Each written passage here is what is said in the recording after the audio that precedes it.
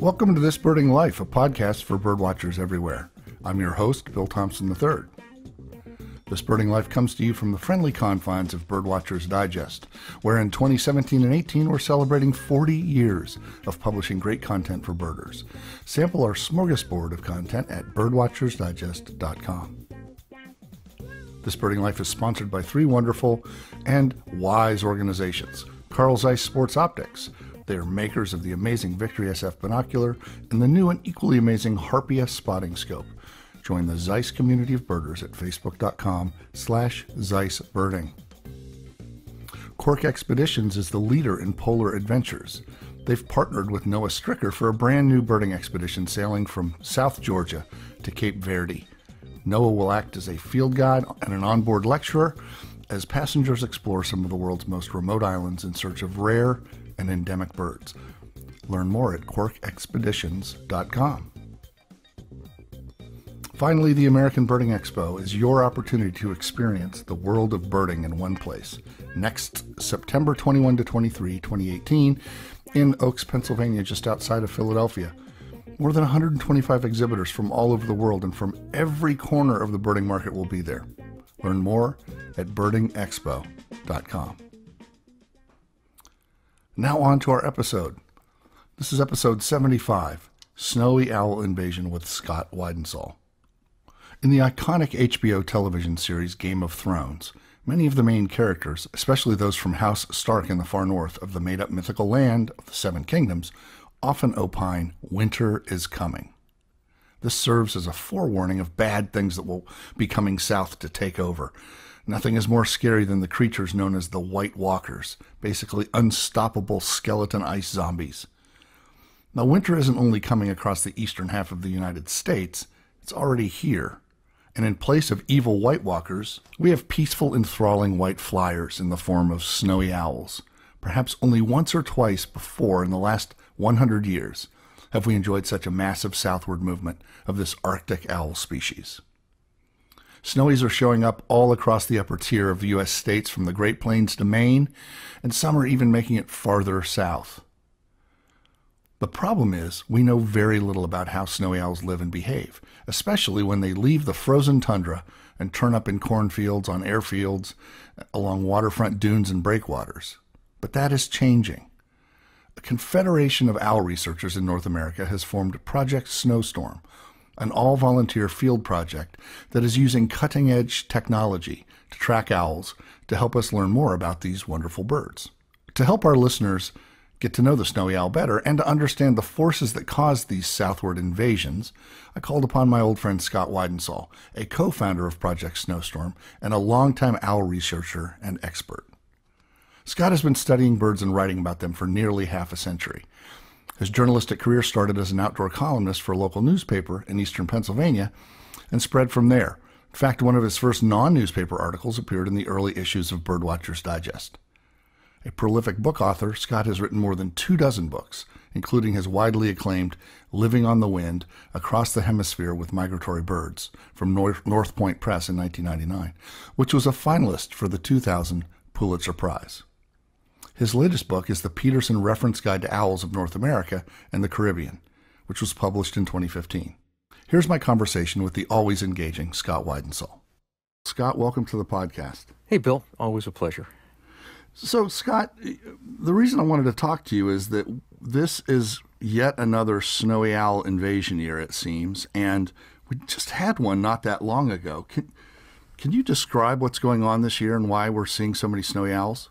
Yep, and actually in some respects it's kind of to be expected because our last big invasion in the Northeast and the Great Lakes was 4 years ago. And what drives probably the majority of these really major snowy owl invasions, these snowy owl eruptions, is a productive breeding season in the Arctic, which in turn is caused by a peak in the lemming cycle. And those lemming cycles average about 4 years.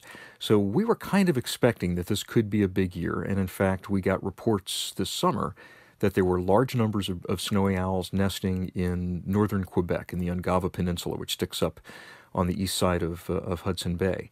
And that's the same area from which the last major snowy owl eruption occurred in the winter of 2013-2014, which it's a little hard to put numbers to these things, but it was at least the biggest invasion since the 1920s, maybe going all the way back to the 1890s. Wow. And that was caused by a historic peak in the lemming population in the northern Ungava Peninsula. Snowy owls gathered there in large numbers, had a ton of babies, and the same thing happened this year. Now, maybe not quite to the same historic extent. This is a big eruption this year, but so far in most areas it's not on par with 4 years ago. But it's still a great winter if you live anywhere from the Great Plains east and north of about, Oklahoma and North Carolina. It is a great year to go out and try to find a snowy owl. Yeah, because in that last invasion 4 years ago or so, I remember reports of birds in Texas and Florida. I mean, oh yeah, there was a bird in Jacksonville, Florida. There was a snowy owl in Bermuda. There were snowy owls that clustered, by the hundreds at the southeasternmost point in Newfoundland at Cape Race, and apparently many of those birds flew out into the open Atlantic Ocean and probably perished. But we know that some of them ended up on cargo ships and rode all the way to Europe. So it was kind of a global phenomenon that year. This year the epicenter is a little bit further west. The biggest numbers of birds, I think the biggest concentrations are in the Great Lakes and upper Midwest. This year there have been reports as far south as Oklahoma and northern North Carolina. Wow. And these are mostly young birds, I take it, that are being forced out of the prime territories? Well, they're okay, so half of what you just said is correct. They're mostly young birds, and that's typical of these really big invasion years because they're driven by high productivity in the Arctic. Everybody has assumed for years and years that what drives these eruptions is starvation and hunger, and these birds are coming south from the Arctic looking for food, and that by and large is not true. Okay. Now, you can get snowy owl invasions, especially in kind of a limited geographic range, where the birds are coming south in kind of rough shape, and it's clear that they were having trouble finding food farther north. But you've got to remember that snowy owls come south every winter. Not every bird, not every winter. They're highly nomadic. Some years an individual will come south. Some years that same individual will actually go north. There's satellite tagging evidence from some colleagues of ours that some adult snowy owls actually go north for the winter and spend the winter out on the Arctic sea ice, hunting for sea ducks and alcids out in these openings in the ice called polynias. So they're not, snowy owls aren't like other birds. They're not as predictable as other birds. But yes, for the most part, these big invasions are juveniles coming south on their first migration, and generally in good shape. Now this year it's interesting. We're doing a lot of banding out there, and we've seen kind of a gradient in weights and body conditions this winter for snowy owls. The snowy owls along the New England coast and south into New Jersey that we've been banding have been fat, plump, happy birds. They're way above normal weights. Mm-hmm. Across upstate New York, where our colleague Tom McDonald's been working, he's had kind of a range of birds. Some of them have been in very good physical condition. Others have been a little underweight for their size. Further west in the upper Great Lakes, it seems like more of the birds are a bit thinner. And so, what that means exactly, we don't know. There's a lot about the dynamics of these snowy owl invasions that we still don't understand. Mm-hmm. We don't know if those lower weights are an indication of poor conditions up on the breeding ground before they left, or if, maybe the birds coming down into New England along the East Coast were passing through areas of the boreal forest where the snowshoe hare population was at its cyclical peak, or the ptarmigan population was at its cyclical peak at the southern fringe of the subarctic, and they had lots to eat. Mm-hmm. Whereas maybe those coming south into, say, Michigan and Wisconsin, we're going through an area where the prey base was a little bit sparser. We just don't know. All we can do is collect the data and do that year after year and try to put the pieces together. Now, Scott, that's fascinating stuff. You referenced some of the research being done. Can you tell our listeners about Project Snowstorm? Yes, Project Snowstorm. Project Snowstorm was born in a hurry in December of 2013 when this last huge invasion hit. a number of us who've been involved in owl research, not necessarily snowy owl research, but just owl research in general, recognized that it was literally the opportunity of a lifetime. As my friend and colleague Dave Brinker from Maryland's Department of Natural Resources said to me, none of us are going to live long enough to see something like this again. And so we scrambled and assembled a team of, it's now grown to about 40 researchers, banders, wildlife veterinarians, wildlife pathologists, who were interested in learning as much as we could about the winter ecology of snowy owls. You know, and it's ironic that in some ways we know more about the summer ecology, the breeding ecology of snowy owls when they're up in remote areas of the Arctic than we do about how they live their lives when they're down here sharing the landscape with us. And part of that is because for a long time people assumed, they're starving, they're dead enders, they're going to come down here and just wander around until they die. You know, doesn't seem like a particularly fruitful area for research. You know, we've known, and snowy owl researchers like Norman Smith in Massachusetts and Tom McDonald in New York have known for a long time that these birds really survive at a very high rate.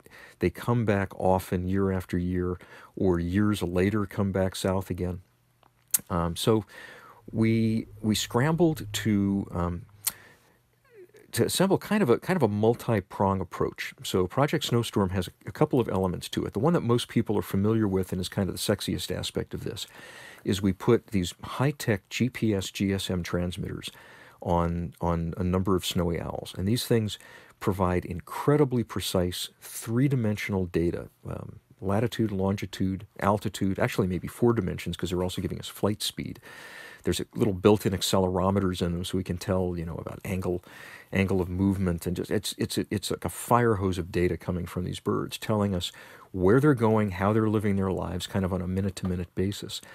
And then they're communicating with the GPS satellites overhead, recording all this highly precise locational data, and then periodically, once or twice a week, they dial up through the cell phone network and they basically send us a text message with their data. So we're using 2 technologies that most of your listeners are carrying around in their pocket right now. Right. But we're also we're salvaging snowy owls that have been killed by vehicle strikes, plane strikes, flying into wires, being electrocuted. Our team of pathologists and wildlife veterinarians are, looking deeply into the health of these snowy owls. What physical condition are they in? What kind of diseases and parasites are they carrying? Particularly, what kind of environmental toxins are they picking up when they're down here? When we went into this, we assumed that we were going to see a lot of evidence of rodenticide poisoning, that a lot of these owls were going to be picking up rat poison, because everybody knows snowy owls feed on small mammals, right? They're lemming hunters. Well, and we have seen some of that. There's certainly, particularly those owls that are in urban areas or around farms, feeding on rats, are often picking up rodenticides. But the real surprise has been the level of mercury that we're finding in these birds, which in some cases has just been absolutely terrifying, the loads of mercury that some of these owls are carrying. Mercury is an air pollutant. It's generated by coal-fired power plants. It's generated by car exhausts. When it precipitates out into the water, it gets into the aquatic food chain, and just like DDT used to do, it bioaccumulates through the food chain, so that every step up the food chain you have higher and higher and higher concentrations of mercury. And by the time it gets to the end of the food chain, with, say, a snowy owl feeding along the coast on fish-eating birds like mergansers and grebes and loons, it can be very, very high. So now we're using our tracking data to try to find out, are snowy owls in coastal environments more at risk for mercury than those in inland environments that maybe are feeding on small mammals? Is there a difference between snowy owls in freshwater coastal environments versus saltwater coastal environments? Because we know mercury accumulates more quickly in freshwater systems. So it's been fascinating. There's layers and layers to this project, and we pulled it together in a rush 4 years ago, but it's grown into one of the most exciting collaborative research projects involving North American birds, especially North American birds of prey, that I can think of. It seems to me that snowy owls are one of those crossover species where even people who've never raised a pair of binoculars to look at a bird they know what a snowy owl is, and they're totally juiced to see one when it comes in. We've got an owl here that's living behind a mall along a culverted run, as we call our creeks around here. It's living on rats that are feeding at the dumpsters on fast food restaurants nearby. The number of people, now with social media's reach, the number of people that are pouring in every day off the busiest road in Vienna, West Virginia, to see this bird, it's astounding. It's equal parts horrifying because we worry so much about the owl, and people have zero clue about giving an owl or a wild creature space. But it's also kind of pleasing in a way because, these people are getting to see something that has reached popular culture, Hedwig and Harry Potter. Oh, Lord, yes. Have you seen that fascination grow as you've been reporting on the owl invasions? Yeah, and in fact, that invasion 4 years ago, I think, brought snowy owls into the public consciousness in a way that hadn't been done before. And part of that social media, part of that is the rise in popularity of photography. Yeah. A lot of people take pictures of birds even though they don't really know much about birds. They're just a handy subject. And my God, this thing's got a 5-foot wingspan. It's white. It's got these bright yellow eyes. They're fairly tame and trusting, especially when they first come down here, so you can get fairly close to them. And yeah, you're right. It's equal parts delightful and terrifying because, we've got an owl here in the farmland of eastern Pennsylvania that, the other day there were like 12 people with cameras chasing it across this muddy, recently planted with winter wheat farmer's field, to the despair of the farmer. People who would otherwise never dream of doing something like that just kind of lose all control when they see a snowy owl. And it's understandable. They're big, they're charismatic, they're sexy, and I think they're a gateway bird for a lot of people. They're a spark bird for a lot of people. And if you got to pick a spark bird, a snowy owl is not a bad one to pick. Yeah, that's for sure. That's for sure. It was in fact my spark bird when I was a kid. A snowy owl flew into our front yard in Iowa, and it's the first bird I ever relay identified myself, and that kind of got me into, I want to see these other birds in this book. So I've got to figure anybody who's not excited by seeing a snowy owl needs to check themselves for a pulse. Yeah, frankly. no doubt. There's something wrong with you if you're not excited by seeing a snowy owl. And he said something about the birds being naive. Is it that they're just young birds and naive, or is it that they're coming from a place where buildings and heck even trees and humans and cars just don't exist? It's a combination of both those things. They don't know from trees. They've never seen those big, tall, pointy green things before. So people are just kind of a mystery to them. And the fact that many of these are young birds, you've got that juvenile naivete on top of it.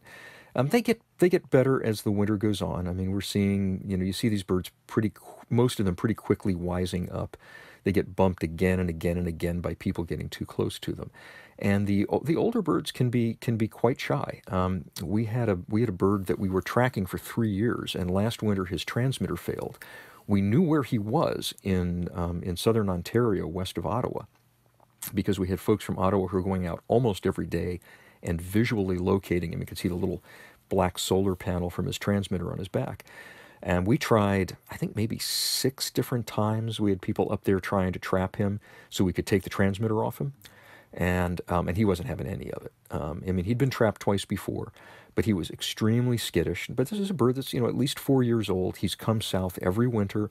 He's had a lot of dealings with people. He's been at airports in the Baltimore area. He overwintered 1 year on Amherst Island in Lake Ontario, which is a really famous owl spot. He's just learned, you stay away from people. And the ones that survive will learn that lesson. The problem is because they're so naive, they just have no sophistication about humans and human threats, and so they get hit by cars. They're really attracted to airports because airports are wide and flat and open and kind of look a little bit like the tundra at home, and they don't care about planes. And so, there's the danger of them being hit by a plane. But we've also lost a number of snowy owls over the years, both tagged and untagged birds, from jet blasts. When the jet is taxiing and turns on the taxiway, the blast coming off those engines will knock a four-door sedan end over end. So you can imagine what it does to an owl. We had one tagged at Logan Airport a couple years ago. It was tagged, moved away from the airport, and came back. And it had wintered at Logan in the past, and it knew to stay away from the planes, but it got hit with a jet blast, and like broke every bone in that bird's body. Oh my gosh! Yeah. How do you catch a snowy owl for banding? You don't use a butterfly net. Yeah, no. No, for the most part, what we use is a bow net, which is like just think of a giant mouse trap with netting on it. It's about 4 feet wide, and you lure them in. Usually we use a live pigeon, which does not sound like a lot of fun for the pigeon, but I'm sort of the tailor to the stars. I make this like double layer leather flak jacket for the pigeon that like comes up over the wings and covers the body, and because we're trying to catch a bird here that has several times the visual acuity of a human, and we have to lure them into this net and have them sitting quietly with their wings folded before we can pull the trigger. So it's not like a duck decoy where you just have to get them within 30 yards and hit them with a shotgun. But we're very careful with our lure birds. We take very good care of our lure animals. But I'm not going to lie to you. There is a risk because you're dealing with a very large, powerful predator. In some cases, we're able to use artificial lures. Sometimes you can rig up like a little cat, mouse toy on a bungee cord and lure the bird in. Sometimes we're able to use a couple of gerbils in a wire cage that protects them to lure them in. You could get the Energizer Bunny in there. That thing's pretty. Yeah, right. Nobody would mind seeing it get nailed by an owl, I don't think. Yeah, I think the drum would probably scare the bird away. Oh, there's that. Yeah. But it is. I've got to say, it is it gets the pulse racing when you're trying to catch a snowy owl. I've been banding large raptors for more than 30 years, and the first time I was trying to trap a snowy owl was on the tarmac at Philadelphia International Airport, just a few yards from an active runway with 737s landing. I was out there with with somebody from the airport, from the federal agency that does wildlife management at airports, and it was like sensory overload, the noise and the lights and the planes, and then trying to catch this big owl. And the first time the bird came in, I like totally flubbed and pulled the trigger too soon, and yeah, it's exciting stuff. There's no question about it. But the real excitement for us is once we've got the bird and have put a transmitter on it, and in the case of an airport bird, then moved it away from the airport for its own good. And then we can start to track it and see where the bird is going and see kind of on a minute-to-minute basis how these birds are living their lives down here. And it's been interesting when I've looked at some of the stuff that your radio telemetry has shown. This isn't a bird that goes north and south. It's it's almost like a cedar waxwing, really, wandering. Well, yeah, that's exactly right. And that's one of the big discoveries about snowy owls over, say, the last 10 years. And I'm not talking here even primarily about the work we've been doing, but some of the work that, for example, Laval University in Quebec has done, Denver Holt, who's been working up in Barrow, Alaska for years, some of the folks working in Wrangel Island in Siberia in Russia. Just the degree of nomadism that this bird undertakes. They may move thousands of kilometers between breeding seasons. A snowy owl that's breeding in the eastern or central Canadian Arctic this year may be breeding in Greenland next year. A bird that's breeding in Alaska this year may spend the winter in Russia. We had a snowy owl that one of our tagged birds was banded the first year in Michigan.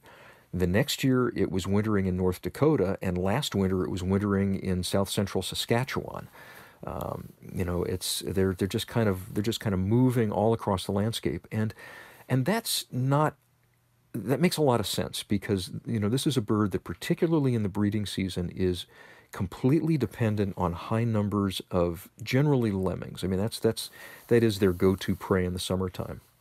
And snowy owls don't really seem to nest with a high degree of success in areas where there is not a cyclical peak in the lemming population. Now, it's a little bit more complicated. Like, for example, if you talk to Denver, in Alaska, his long-term study site in Barrow, he doesn't really see pronounced cycles in lemming populations there.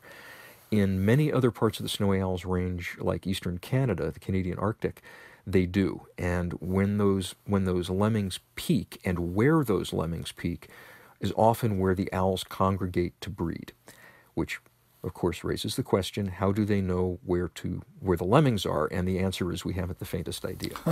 um, you know, one of our colleagues who's been doing the same kind of tagging and tracking in the western Canadian prairies just shared some data the other day of an owl that had come back. In that part of the Canadian prairies, the snowy owls are regular winter residents. They come back every year. They often maintain the same winter territory, unlike most of their range. And one of Dan's birds, one year it went pretty much to straight north up into northern Nunavut to breed. And then this past summer, the track showed the bird went on that route heading north, and then just suddenly made this veering turn way off to the northeast into a completely different part of the Arctic. And Dan's like, did he run into somebody who said, "Yo, buddy, lemmings that way"? Did he catch scent of them on the wind? We have no idea. That's one of the cool things about these birds. That's so cool. And Scott, what do these snowy owls eat when they get far south? I mean, I know this local one here is eating, rats and mice. I've heard they sometimes will eat, obviously, waterfowl. You mentioned that earlier. Are they able to get enough food? Because lemmings are pretty sizable rodents. They are. And the nice thing about snowy owls is when they come down here, they'll eat pretty much anything. They're incredibly adept, agile predators. First of all, when you think of owls, you think of perch hunters, like a great horned owl or a screech owl, just kind of waiting on a perch, something walks by below it, and boom, they drop down on it. Snowy owls often hunt much more like falcons. They will hunt on the wing. They can outfly a lot of birds. They're picking off, as you say, they're picking off waterfowl, often, hunting out over the open water of the Atlantic Ocean at night, or out over the open water of the Great Lakes. Picking off fairly heavy birds and pulling them back. I mean, we found loon remains in the pellets of snowy owls, like the entire legs of red-throated loons. Wow. So they're taking pretty big birds. They'll take birds up to the size of Canada geese and snow geese and great blue herons, although that's fairly rare. And they're capable of taking birds down to the size of horned larks and snow buntings and catching them in flight. Which is kind of amazing. My gosh! So they'll eat pretty much anything, and I wouldn't want to be a feral cat wandering around. In fact, there is a snowy owl that is currently wintering at a federal penitentiary in central Pennsylvania, and the folks at the prison say it's been picking off a lot of the feral cats on the prison compound. They're big aggressive predators. They'll take muskrats. We had a snowy owl on the coast of Maine a few years ago that pretty much cleaned out all the muskrats on this small offshore island where she spent the winter. And in the springtime, I mean, the pellets were like bigger than my hand, and they contained, an entire assembly kit for an adult muskrat. Which makes a great Christmas gift, by the way. That muskrat assembly kit. I tried not to think about what that was like coming back up again. Yeah, really. Oh my gosh. So when are these snowies that are down here, when are they going to head back north or back somewhere? So, well, yeah, they'll head back north again, and generally that happens anytime from the end of March through the end of April. The juveniles, we don't really know how long it takes for a snowy owl to become old enough to breed, but the assumption is it's probably about 4 years at least. So the juveniles coming south this year, and again, the vast majority of the snowies out there this winter are young birds. They're not going to be in a hurry to go back north again. The adults, especially the adult males that we've had tags on, often will take off by the beginning of March, heading back north again to figure out where the lemmings are and set up a territory and attract a mate.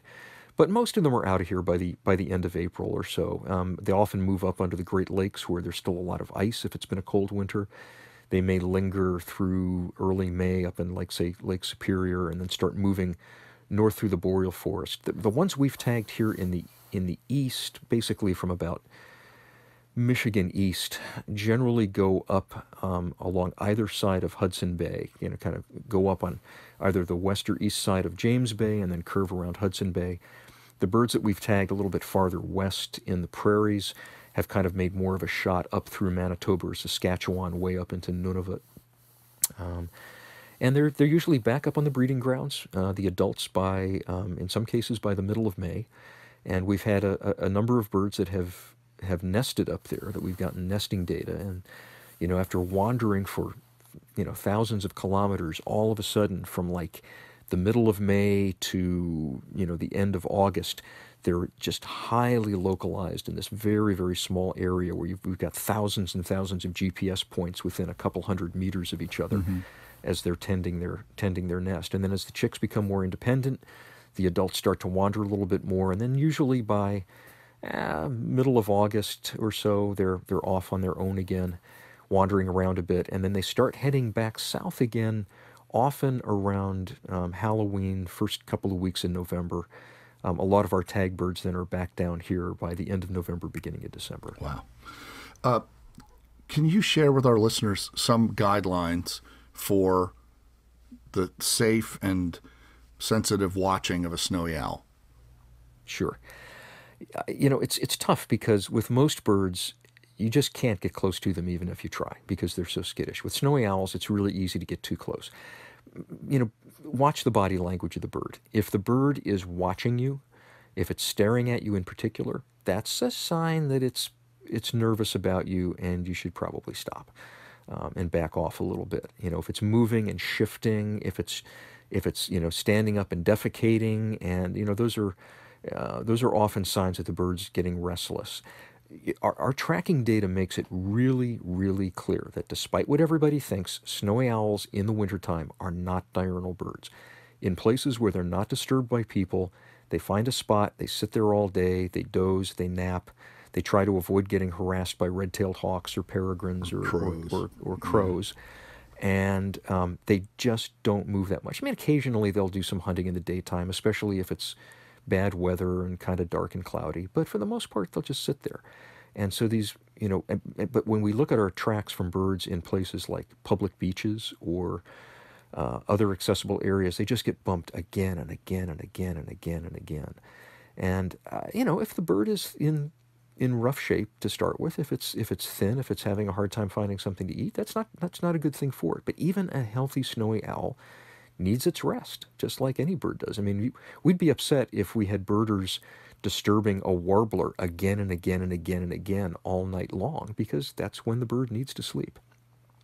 Obviously, if you flush the owl, you're way too close, and don't get that close next time.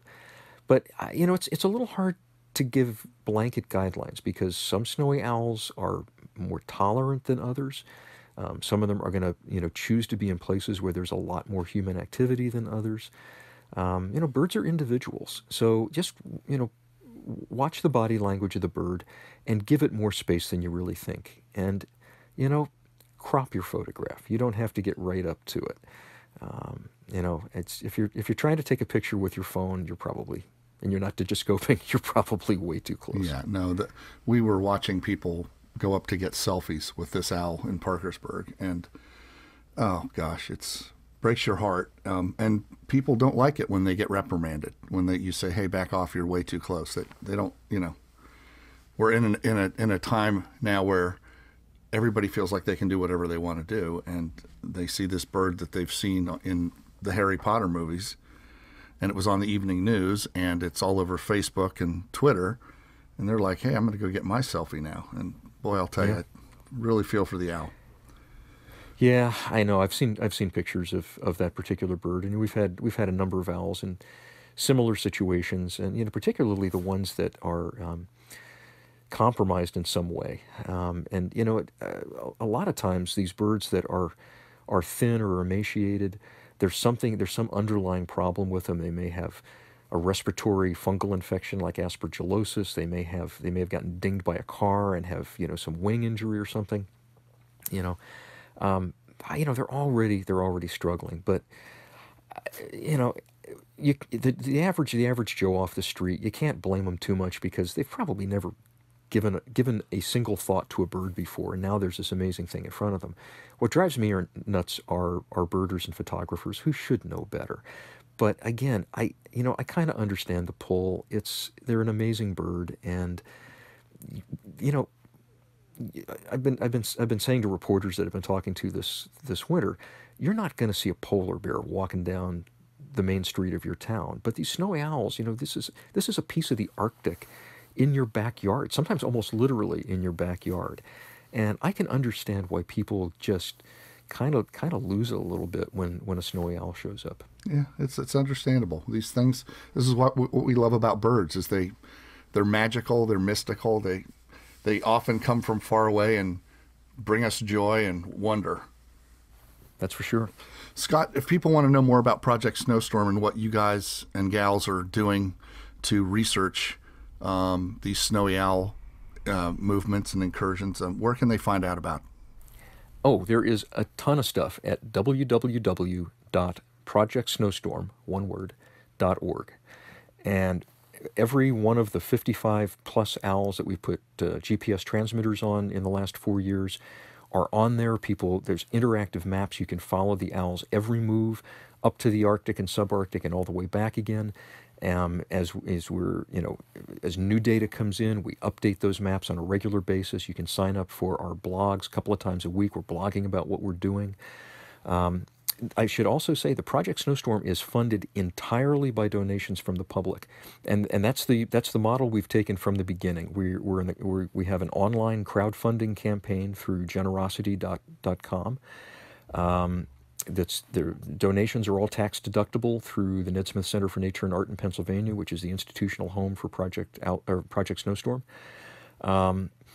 Everybody who's involved in this, or I should say nobody who's involved in this, takes any kind of a stipend or salary or anything. We're all doing this as volunteers. Some folks are doing it as part of their jobs because they work for natural resource agencies or organizations, but most of us are just doing it in our spare time. It's, as I said earlier, it's a phenomenal example of collaborative science, not just because of the scientists working on it, but the collaboration between those of us on the scientific side and the public. I mean, we've got hundreds or thousands of people around the world who've contributed to Project Snowstorm and have made this possible. Those transmitters we get, even though we get them at cost from the manufacturer, they still cost us about $3,000 a piece. So it is an expensive way to do wildlife research. And there's, even though the pathologists and the veterinarians that are doing the necropsies and the other lab work are donating their time, there are still lab costs associated with the toxicology tests and things like that. So, I mean, every penny that people donate to us goes directly into the research. Well, that's just fantastic, Scott. And I want to thank you on behalf of all our listeners and our Birdwatchers Digest readers as well for all the great work you do. You're one of the best storytellers I've ever met and a fabulous writer. And it's been a privilege to talk to you about this. One of my favorite birds, a bird that's stayed with me my entire birding life for almost 50 years now. So it's a very special species, and thank you so much to you and your colleagues at Project Snowstorm for all the great work you're doing to help us understand these creatures better. Well, Bill, it is always a pleasure anytime I get an opportunity to talk to you. All right, buddy. Thanks so much, and good luck. Let's keep those owls safe out there. I sure will, Bill. Thanks a lot.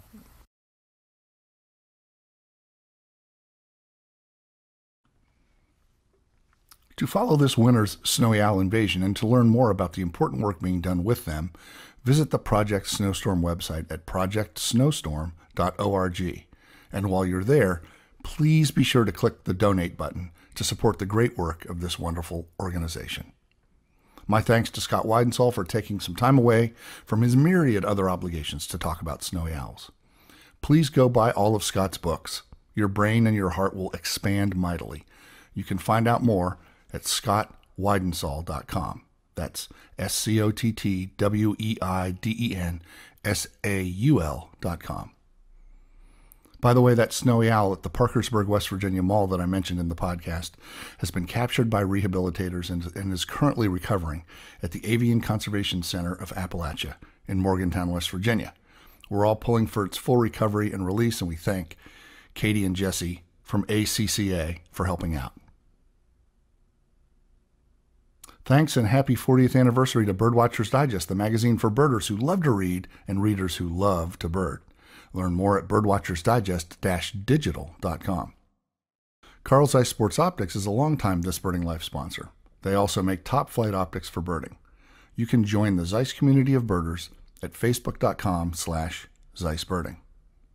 Quark Expeditions is the leader in polar adventures, offering unparalleled access to the most remote parts of the globe. Learn more at quarkexpeditions.com. The American Birding Expo is the world of birding in one place. Join us this fall in Philadelphia and experience the birding lifestyle for yourself. birdingexpo.com.